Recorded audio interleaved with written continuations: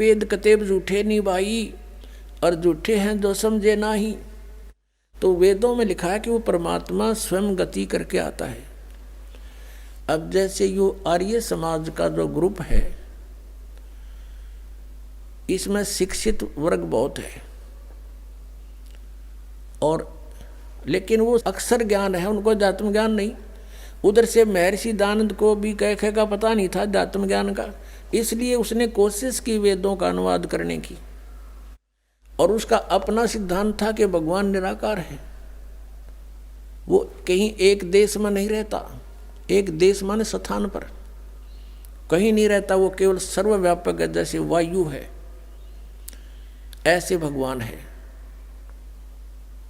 पर भले आदमियों, निराकार परमात्मा इतनी बड़ी बड़ी स्ट्रक्चर कैसे बनाओगा वो?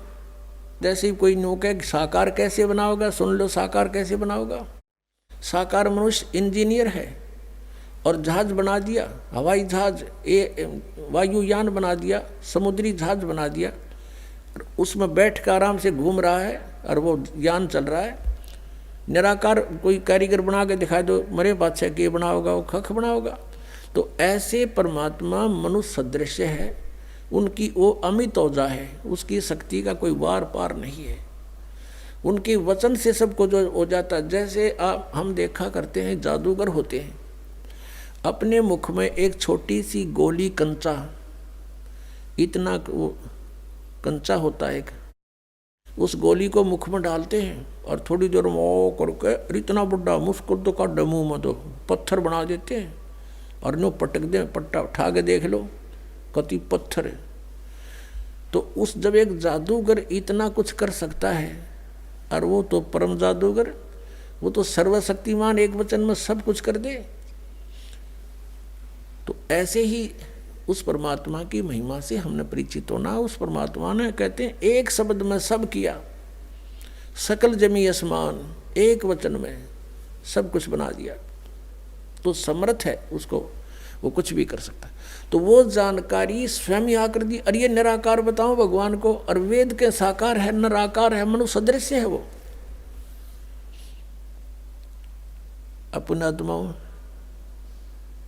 इसलिए परमात्मा कहा करते, मोती मुक्ता दर्शत नाही, ये जग है सब अंदरे, दिखत के तो नैन चश्म, इनका फिरा मोतिया बंदरे।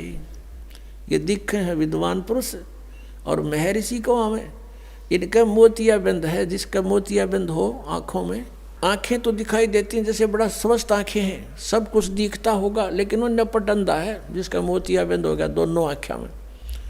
तो परमात्मा कहते हैं कि तुमने ये महर्षि दिखाई दे हैं, गुरु ब्राह्मण दिखाई देते हैं, ये मंडलेश्वर, इनका मोतिया बंद हो रहा है, इन्हें अपने सदग्रंथों में लिखी हुई सच्चाई का नहीं पता, और फिर निराकार कहते। अब दिखाते हैं आपको परमात्मा की सारी स्थिति, देखिएगा। ऋग्वेद मंडल नंबर 9, ऋग्वेद मंडल नंबर 9 अब दिखाते हैं, और सूक्त नंबर 86। भगवान साकार है या निराकार है, वो कैसी लीला करता है। ये है ऋग्वेद मंडल नंबर 9, 10 इकट्ठा अनुवाद है। ये है सार्वदेशिक आर्य प्रतिनिधि सभा, महर्षि दानंद भवन, रामलीला मैदान, नई दिल्ली से ये प्रकाशित है। और ये मुद्रक है Prince offset printer, 1510, Pataudi house, Daryaganj, नई दिल्ली से ये छपा है, छपा खाना इसका ये।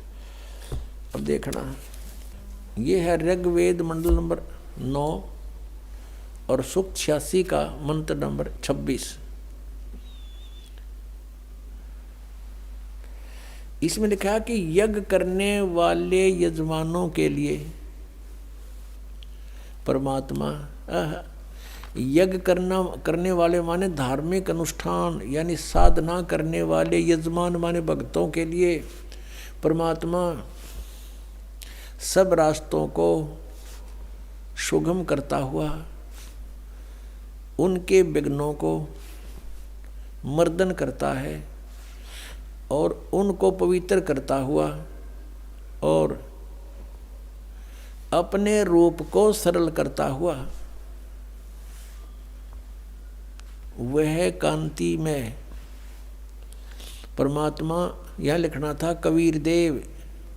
कवि कोई भी सर्वज्ञ नहीं हो सकता जिसको सारा ज्ञान हो।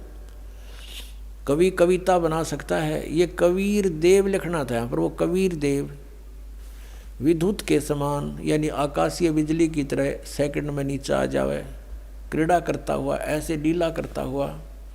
वर्णीय पुरुष को यानी अच्छी आत्मा को प्राप्त होता है। अच्छी आत्मा को आके मिलता है वो, जैसे आदरणीय धर्मदास जी को मिले, आदरणीय नानक साहिब जी को मिले, आदरणीय मुल्कदास साहिब जी को मिले, आदरणीय दादू साहिब जी को मिले, आदरणीय गरीबदास साहिब जी गांव छुरानी जिला जद्दर हरियाणा वाले को मिले, आदरणीय गीसा दास साहिब जी गांव खेखड़ा यूपी मेरठ वाले को मिले। तो अच्छे पुरुष को आकर प्राप्त होता है। वो कहाँ रहता हो भगवान? 27वें श्लोक में, ऋग्वेद मंडल नंबर 9 और सूक्त नंबर 86 का 26 पढ़कर 27 में पा गए। इसमें इन्होंने ये जो निराकार मानते थे भगवान को और वेद बता रहे हैं, वह परमात्मा प्रकाश पुंज को, परमात्मा को, जो परमात्मा ध्युलोक के तीसरे पृष्ठ पर विराजमान है, वहाँ रहता है। तीसरे एक स्थान पर रहता है ध्युलोक के, यानी उस तेजो में लोक सतलोक के एक स्थान पर, तीसरे स्थान पर विराजमान है, स्थान पर विराजमान है, वहाँ रहता है। निराकार क्यों करो है भगवान जब वहाँ बैठा है? आगे दिखाते हैं। ये है ऋग्वेद मंडल नंबर 9 सूक्त 82 का।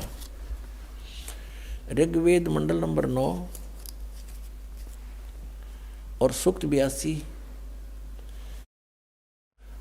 और यहाँ देखें, ये है 82वां, 81वां समाप्त हुआ, ये 82वां शुरू हो जाता है। इसका प्रथम मंत्र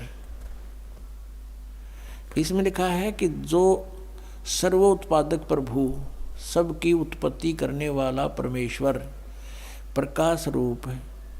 इसका अर्थ है वो तेजो में रूप साकार है, सद्गुणों की वृष्टि करने वाला, पापों का हरण करने वाला, पाप नाश करने वाला, पाप क्षमा करने वाला है। वह राजेव, राजा के समान, राजेव, इसका अर्थ है राजा के समान आगे लिखा है। ये देखना, ये 269 पृष्ठ पे पढ़ रहे हैं। कोई भ्रमत कर देगा, दूसरा पृष्ठ दिखा दिया होगा। ये 270 दिखाऊंगा। ये देखो 270 यहाँ लिखा है। 82 का पहला पढ़ रहे हैं, 82 का 9 के 82 का। राजा के समान दर्शनीय है, वो देखने जोगा है, विजिबल है, वो साकार है। राजा की तरह तो मनुष्य जैसा ही हुआ। और वह पृथ्वी आदि लोक लोकांतरों के चारों ओर शब्दमान हो रहा है। वह वर्णीय पुरुष को, वर्णीय माने अच्छी आत्मा को, श्रेष्ठ पुरुष को, जो दृढ़ भक्त है, जो दृढ़ भक्त है उसको पवित्र करता हुआ प्राप्त होता है। जैसे आदरणीय धर्मदास साहिब जी को, जो दृढ़ भक्त थे उसके बाद डगमग नहीं हुए। आदरणीय मुल्कदास साहिब जी को, आदरणीय दादू दास साहिब जी को, आदरणीय गरीबदास साहिब जी गांव छुड़ानी जिला जज्जर हरियाणा वाले को, और आदरणीय गीसा दास साहिब जी को गांव खेखड़ा मेरठ यूपी वाले को। ये दृढ़ भक्त आज तक डगमग नहीं हुए, दुनिया को हिला के रख दिया इन्होंने। इनको भगवान में ले आकर के को पवित्र करता हुआ प्राप्त होता है वर्णीय पुरुष अच्छी आत्मा को। जिस प्रकार विद्युत माने आकाशीय बिजली स्नेह वाले स्थानों को आधार बनाकर प्राप्त होता है। देखो कितना स्पष्ट किया इन्होंने। ऋग्वेद मंडल नंबर 9 और सूक्त नंबर 81 में कति कंसेप्ट क्लियर कर दिया कि वो परमात्मा राजा की तरह देखने जोगा है। राजा का अर्थ है कि वो शक्तिशाली होता है, मनुष्य सदृश ही है, राजा के समान है और साकार है, देखने जोगा है। और वो अच्छी आत्मा को वहाँ से चलकर आकर मिलता है ये। और जो दृढ़ भक्त होते हैं उनको मिलता है, अन्य को नहीं। जैसे आकाश की बिजली, आकाशीय बिजली गिरती है, वो किसी वस्तु पर गिरती है जहाँ उसका विशेष अट्रैक्शन बनता है। पुराने समय में जब कांसी धातु के बेले थाली हुआ करते प्रांत, और उनको अगर वर्षा के दिनों में कहीं बाहर वो पड़े रह जाते तो हमारे बुजुर्ग दादी माता कहा करते थे कि कांसी के बर्तन पर बिजली गिर जाती है, जब उसका संयोग होता है ऊपर से गिरने का तो वहाँ अवश्य उसी को तुरंत वहीं आकर के अट्रैक्ट होती है, उस कारण उस खिंची आती है, उसी पर गिरती है। उसको उठवाकर अंदर रखवा दिया करते थे।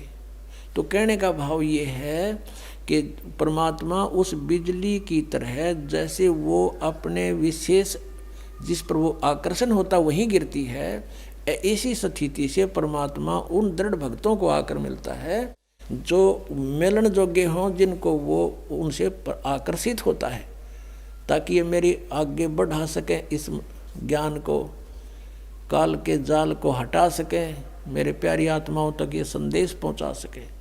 और उनका क्या कर ले, आंखें देखें जब भी ना मानो न भगवान मिल लेगा, उन्हें तो काला मिल लेगा जहाँ ये रह रहे हैं। अब 9वें मंडल सूक्त 82 का मंत्र 1 पढ़ लिया, अब 2 दिखाते हैं, देखिएगा। ऋग्वेद मंडल नंबर 9 सूक्त 82 का हमने ये पढ़ लिया, अब 2 पढ़ते हैं।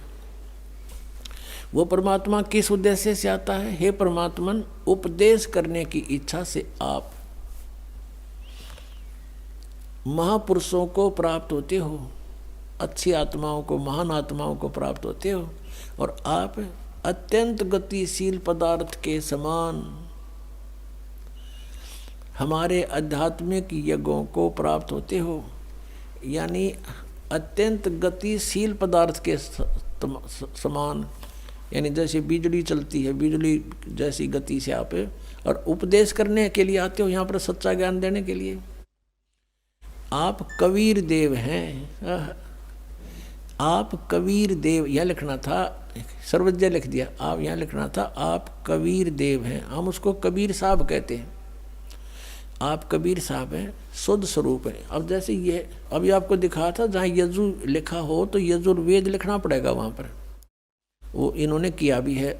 महर्षि दानंद ने यजुर्वेद के 36वें अध्याय के प्रथम मंत्र में यजु का अर्थ यजुर्वेद किया है, तो यहाँ लिखना था वो कबीर देव है, वो शुद्ध स्वरूप है। हमारे पापों को हे दूर करके, हे सोम, हे अमर परमात्मा, हमको सुख दे। पुण्यात्मा, वेद पढ़े पर भेद न जाने, ये बात से पुराण 18। वेद पढ़े पर भेद न जाने, गुरु बिन काहू न पाया ज्ञाना, जो थो था बूछड़े मूड किसाना। गुरु बिन वेद पढ़े जो प्राणी, समझे न सार रहे अज्ञानी। ये अज्ञानी रहे इन वेदों को पढ़ा करते, मैं ऋषि को आगे इन कक्का भी नहीं पता था। अब जैसे परमात्मा मनुष्य दृश्य ये सिद्ध होगा, राजा के समान देखने जोगा है, और वहाँ से गति करके आता है, जिन महापुरुषों को मिलता है, जिन महापुरुषों ने मिला उन्होंने बताया कबीर इज गॉड। वो कबीर देव काशी में हम सुल्तानी नानक तारे दादू को उपदेश दिया, जात जुलाहा भेद न पाया, वो काशी माए कबीर होया। आदरणीय गरीबदास साहिब जी गांव छोड़ानी जिला जद्दर वाले, जिनको भगवान आकर मिले थे, क्या कहते हैं गरीबदास साहिब ने फिर बताया है कि सर्व कला सतगुरु साहिब की, या दुनिया दा जीवन झूठा भूल गए मर जाने नू, और सर्व कला सतगुरु साहिब की हरियाए हरियाणे नू। वो परमात्मा हरियाणा में आए गरीबदास जी 280 वर्ष पहले, लगभग सन 1727 में, लगभग 300 वर्ष हो गए, 300 वर्ष से भी ऊपर हो गए।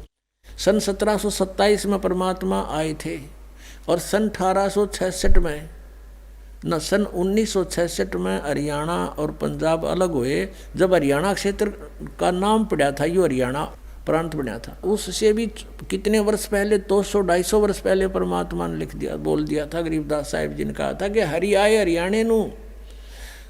उनके वचन से फिर यो हरियाणा क्षेत्र आज बनकर रहा, ताकि हम इस परमात्मा की वाणी को समझा सकें। अगर ये वाणी 200 वर्ष पहले बोलते, 100 वर्ष 50 वर्ष पहले से बोलते, तो कौन से कहाँ थे, हरियाणा था ही नहीं, जब नाम निशान नहीं था। तो ये हरियाणा बनवा दिया, रिबिया वाणी हमारे को याद दिला दी कि हरि आए हरियाणे नू। इनको पता था मालिक का कि इस वाणी का कहाँ आवश्यकता पड़ेगी, किस समय में। अधिक जानकारी के लिए जगत गुरु तत्वदर्शी संत रामपाल जी महाराज द्वारा लिखित पवित्र पुस्तकें ज्ञान गंगा, जीने की राह बिल्कुल निःशुल्क मंगाएं। अपना नाम, पूरा पता हमें व्हाट्सएप करें। हमारा नंबर है 7496801823। जगत गुरु तत्वदर्शी संत रामपाल जी महाराज के मंगल प्रवचन अब प्रतिदिन सुनिए MH1 श्रद्धा टीवी पर दोपहर 2 से 3 बजे, सारथी टीवी पर शाम 6:30 से 7:30 बजे, साधना टीवी पर शाम 7:30 से 8:30 बजे, ईश्वर टीवी पर रात 8:30 से 9:30 बजे।